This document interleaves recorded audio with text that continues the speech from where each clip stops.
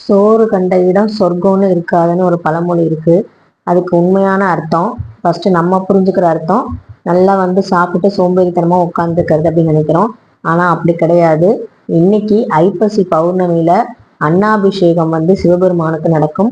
இந்த அன்னாபிஷேகத்தை இந்த சோறை காண்பவங்களுக்கு சொர்க்கத்துல கண்டிப்பா இடம் கிடைக்கும் அப்படிங்கிறது தான் இதனுடைய உண்மையான அர்த்தம். அதுக்காக பாவம்லாம் செஞ்சுட்டு நம்ம போய் அன்னாபிஷேகம் பார்த்தா சொர்க்கத்துல இடம் கிடைக்குமான்னு கேட்டா அது சிவபெருமான்கிட்ட நடக்காது. சிவபக்தர்களுக்கு தெரியும் சிவபெருமான் மன்னிக்கக்கூடிய கடவுளும் அதே சமயத்துல தவறு செஞ்சா கண்டிக்கக்கூடிய கடவுளும் தான். அப்படிப்பட்ட சிவபெருமானுக்கு இன்னைக்கு அன்னாபிஷேகம் நல்லபடியா நடைபெறுது. நிறைய கோவில்கள்ல உச்சிக்கால பூஜையில பண்ணுவாங்க, சில கோவில்கள்ல சாயங்காலம் பண்ணுவாங்க. நான் பாத்தீங்கன்னா எங்க வீட்டுல எப்பவுமே சிவபெருமானுக்கு கல்யாணம் ஆனதுல இருந்து நான் அன்னத்துல லிங்கம் செஞ்சு நான் அபிஷேகம் பண்ணி ஆராதனை எல்லாம் பண்ணிட்டு இருக்கேன். ஸோ இன்னைக்கு நம்ம வீட்டுல சிவபெருமானுக்கு அன்னாபிஷேகம் எப்படி நடந்துச்சு அப்படிங்கிறதா பார்க்க போறீங்க. ஸோ இந்த ஒரு அன்னாபிஷேகம் பார்க்கறது கோடி சிவலிங்கத்தை தரிசிச்ச புண்ணியம் கிடைக்கும் அப்படின்னு சொல்லுவாங்க. நீங்க எந்த வீடியோல பார்த்தாலும் சரி, இல்ல நேர்ல போய் கோவில்ல போய் பார்த்தாலும் சரி, எப்படி பார்த்தாலும் சிவபெருமானுடைய ஆசி இருந்தா மட்டும்தான் அன்னாபிஷேகத்தை நம்ம பார்க்க முடியும். அது போன் மூலமா இருந்தாலும் சரி, இல்ல நேர்ல போய் பார்த்தாலும் சரி, எப்படி இருந்தாலும் சரி, இன்னைக்கு நம்ம அன்னாபிஷேகம் பார்க்கறது ரொம்ப ரொம்ப சிறப்பு வாய்ந்தது. இதுல என்னென்ன சிறப்புகள் இருக்கு அப்படிங்கறத சொல்றதுக்கு முன்னாடி இன்னைக்கு நம்ம வீட்டுல இருக்க சிவலிங்கத்துக்கு 11 அபிஷேகங்கள் பண்ணியிருந்தேன்.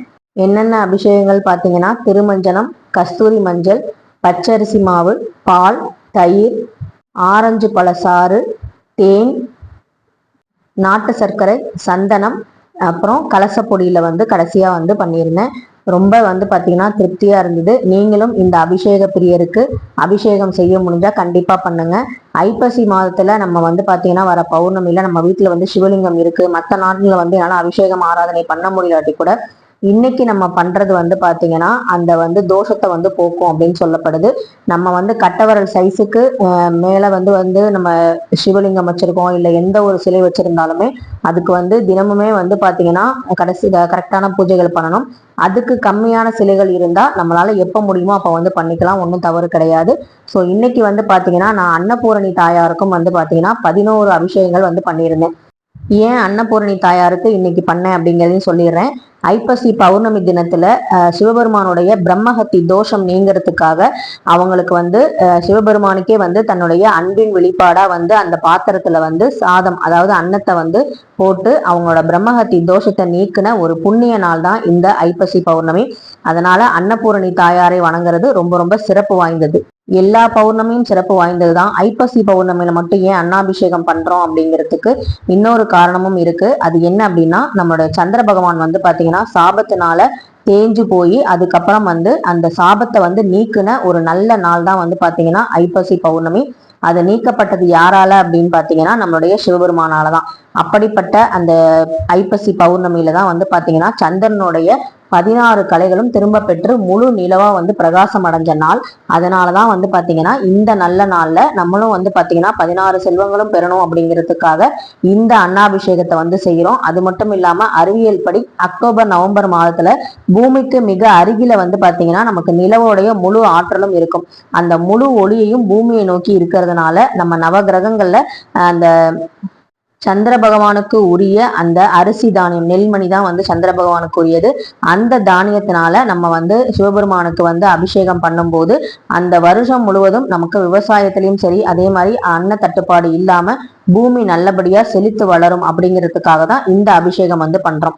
அது மட்டும் இல்ல, தில்லை நடராஜர் கோவில்ல ரத்ன சபாபதி அவருக்கு பாத்தீங்கன்னா டெய்லியுமே 11 மணிக்கு அன்னாபிஷேகம் நடைபெறுமா. அந்த பிரசாதம் பக்தர்களுக்கு வழங்கப்படுது. இதை பாத்தீங்கன்னா அப்பர் பெருமாள் அன்னம் பாலிக்கும் தில்லை அப்படின்னு சொல்லி அந்த பாட்டுல சொல்லியிருக்காரு. அது மட்டும் இல்லாம அங்க இருக்கிற பிரசாதத்தை அங்க வர பக்தர்களுக்கும் பாத்தீங்கன்னா கொடுக்கறாங்க. அது மட்டும் இல்லாம சிவன் பரம்பொருள், அவனது பிரதிபிம்பமே அனைத்து ஜீவராசிகளும் அது அடங்கும். அதனால பாத்தீங்கன்னா அன்னத்தின் சிறப்பு என்ன அப்படின்னு பாத்தீங்கன்னா, ஆகாயத்தில் பிறந்த காற்றின் துணையுடன் தீ எரியுது. நிலத்துல விளைந்த நெல் அரிசி ஆகுது. அரிசி நீர்ல மூழ்கி தீயில் வெந்து அன்னமாகிறது. எனவே அன்னமும் பஞ்சபூதங்களின் சேர்க்கை தான் அப்படின்னு சொல்லப்படுது.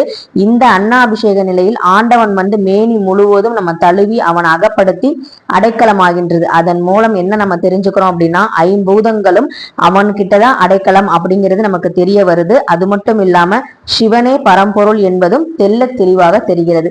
இந்த மாதிரி ஒரு அற்புதமான விஷயம்னா பாத்தீங்கன்னா, நம்ம அன்னம் சாதம் அடிக்கிறதுல பஞ்சபூதங்களும் கலந்திருக்கு அப்படின்னு சொல்லப்படுது. சோ பஞ்சபூதங்களின் அடக்கம் யாருன்னா நம்முடைய நமச்சிவாயன் தான். ஸோ அப்படிப்பட்ட அவருக்கு இந்த அன்னத்தினால வருஷத்துக்கு எத்தனையோ அபிஷேகங்கள் பண்ணாலும் இந்த ஒரு முறை பண்ணக்கூடிய அன்னாபிஷேகம் கோடி சிவலிங்கங்களை தரிசிச்ச பலன் நமக்கு கிடைக்கும் அப்படின்னு சொன்னா யாராலையும் மறுக்க முடியாது. சிவபுராணத்துல ஒரு கதை சொல்லப்படுது. என்ன அப்படின்னு பாத்தீங்கன்னா, பார்வதி தேவியார் இந்த உலகத்துல உள்ள அத்தனை ஜீவராசிகளும் சாப்பிட்டிருப்பாங்களா அப்படின்னு சொல்லி கேட்கும்போது எல்லாரும் சாப்பிட்டாங்கன்னு சொல்லும்போது, நீங்க ஏன் கூட கைலாய மலையில இருக்கும்போது உங்களுக்கு எப்படி எல்லா ஜீவராசிகளும் சாப்பிட்டது தெரியும் அப்படின்னு கேட்கும்போது, எனக்கு எல்லாம் யாம் அறிவோம் அப்படின்னு சொல்லி சிவபெருமான் பதில் சொல்லியிருக்காரு. அதை சோதிக்க நினைச்ச பார்வதி தாயார் அடுத்த நாள் ஒரு எறும்பை ஒரு டப்பாக்குள்ள போட்டு மூடி வச்சிடுறாங்க. அப்ப பாத்தீங்கன்னா எல்லா ஜீவராசிகளும் சாப்பிட்டாங்களான்னு சொல்லி இன்னைக்கும் கேட்கிறாங்க. அப்படி கேட்கும் போது பாத்தீங்கன்னா சிவபெருமான் என்ன தினமும் இந்த கேள்வியை கேட்கிற, டெய்லியுமே எல்லா ஜீவராசிகளும் சாப்பிட்டாங்க அப்படின்னு சொல்லும் போது இல்ல அப்படின்னு சொல்லி டப்பாவை திறந்து பார்க்கும்போது அந்த எறும்பு ஒரு அரிசி பருக்கைய சாப்பிட்டுக்கிட்டு இருந்துச்சான்.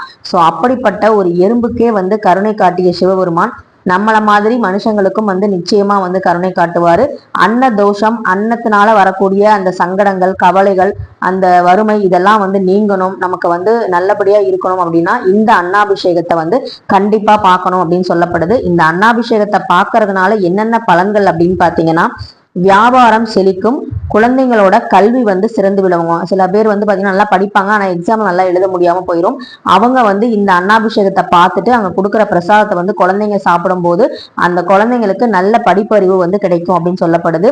அதே மாதிரி வீட்டில் சிவலிங்கம் வச்சு பூஜை பண்ண முடியாதவங்க இந்த ஒரு நாள்ல பூஜை பண்ணும் போது அதனுடைய தோஷம் நீங்கும் அப்படின்னு சொல்லப்படுது. குழந்தை பேரு வேணுங்கிறவங்க இந்த அன்னாபிஷேகத்தை கணவன் மனைவியா சேர்ந்து பார்த்துட்டு அந்த கோவில்ல தரக்கூடிய பிரசாதத்தை ரெண்டு பேரும் சாப்பிடும் பொழுது கண்டிப்பா குழந்தை பேரு நிச்சயமா கிடைக்கும் அப்படின்னு சொல்லப்படுது.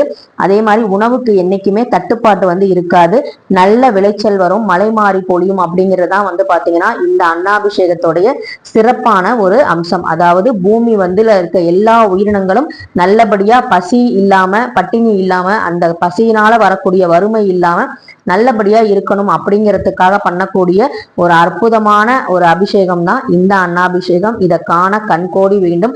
எங்க வீட்டுல நான் இன்னைக்கு அன்னத்தினால சிவலிங்கம் செஞ்சு பழங்களால அலங்காரம் பண்ணி என்கிட்ட இருக்கிற சின்ன நெய்வேத்தியங்களை வச்சு வில்வத்தினால அர்ச்சனை பண்ணி நல்லபடியா சிவபெருமான அந்த நமச்சிவாயனை மனசார வேண்டிக்கிட்டேன். நீங்களும் எங்களுடைய சிவலிங்கம் எப்படி இருக்கு, எங்க வீட்டுல இருக்கிற அன்னலிங்கம் எப்படி இருக்காரு அப்படிங்கிறத மறக்காம கமெண்ட்ல சொல்லுங்க. இந்த வீடியோ உங்களுக்கு பிடிச்சிருக்கு, ஏதாவது ஒரு வகையில சந்தோஷத்தை கொடுத்துச்சு அப்படின்னா கண்டிப்பா லைக் பண்ணுங்க, ஷேர் பண்ணுங்க, மறக்காம சப்ஸ்கிரைப் பண்ணிக்கோங்க.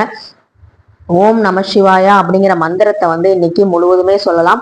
உங்களுக்கும் கமெண்ட் செக்ஷன்ல சொல்லணும். இந்த வீடியோ பார்த்து பிடிச்சிருக்கு அப்படின்னா கண்டிப்பா ஓம் நமச்சிவாயங்கிற மந்திரத்தை கமெண்ட் செக்ஷன்ல எழுதுங்க. எனக்கும் சந்தோஷமா இருக்கும்.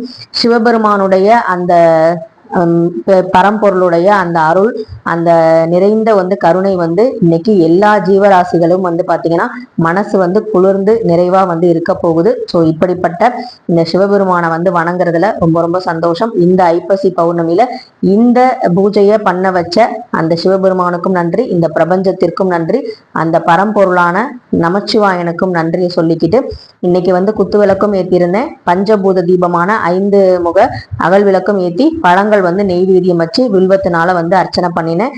இந்த லிங்கம் பச்சரிசியில செஞ்ச அந்த அன்னத்துல பாத்தீங்கன்னா செஞ்சதுதான். இதை நான் ரொம்ப வருஷமா செஞ்சுக்கிட்டு இருக்கேன், தவறாம செஞ்சுக்கிட்டு இருக்கேன். ஸோ இது இன்னைக்கு யூடியூப் ஆரம்பிச்சனால செய்யறதுன்னு இல்லை. நான் வாடகை வீட்டுல இருக்கும்போது குழந்தை பேருக்காக செய்ய ஆரம்பிச்ச ஒரு பூஜை தான். எல்லாமே என் குழந்தைய மையமா வச்சுதான் எல்லா பூஜைகளும் தொடங்கினது. இப்ப பாத்தீங்கன்னா நான் சந்தோஷமா அதுக்கு நன்றி சொல்றதுக்காக தான் தொடர்ந்து எல்லா பூஜைகளும் பண்ணிக்கிட்டு இருக்கேன். ஸோ ரொம்ப திருப்தியா இருக்கு. இத்தனை வருஷமா இந்த அன்னாபிஷேகத்தை என் கையால நான் பண்றது அப்படிங்கிறது எனக்கு ரொம்ப ரொம்ப பெரும் பாக்கியமா நான் நினைக்கிறேன். இதை பார்க்கிற உங்களுக்கும் இந்த பாக்கியம் கிடைக்கணும், சந்தோஷம் உங்க வீட்லயும் பெருகணும். நீங்க நினைச்சது எல்லாம் நல்லபடியா அந்த நமச்சிவாயன் அருளோட நல்லபடியா நடக்கணும்னு சொல்லி நல்லா வேண்டிக்கோங்க. கோடி சிவலிங்கத்தை இன்னைக்கு நாம தரிசிச்சிட்டோம் அப்படிங்கிற திருப்தியோட இந்த வீடியோவை நம்ம நிறைவு செய்யறேன். உங்களுக்கு இந்த வீடியோ பிடிச்சிருந்துச்சுன்னா கண்டிப்பா லைக் பண்ணுங்க, ஷேர் பண்ணுங்க, மறக்காம சப்ஸ்கிரைப் பண்ணுங்க. கமெண்ட் செக்ஷன்ல ஓம் நமச்சிவாயன் எழுதுங்க. அதே மாதிரி ஹைப் அப்படிங்கிற பட்டனையும் கிளிக் பண்ணுங்க. நன்றி, வணக்கம்.